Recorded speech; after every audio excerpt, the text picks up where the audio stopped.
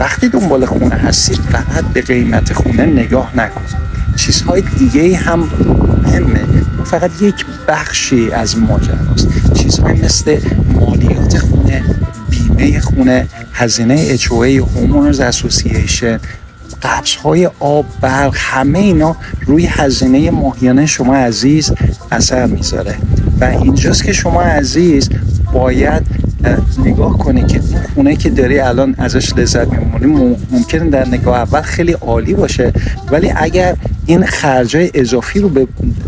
اضافه کنی به بودجه شما عزیز نخونه. بهترین کار هست که همیشه کل پرداخت ماهیانت رو در نظر بگیری، نه فقط قسط خونه‌ای که میخوای برای خونه بپردازی و این کمک میکنه به شما که انتخاب درست‌تر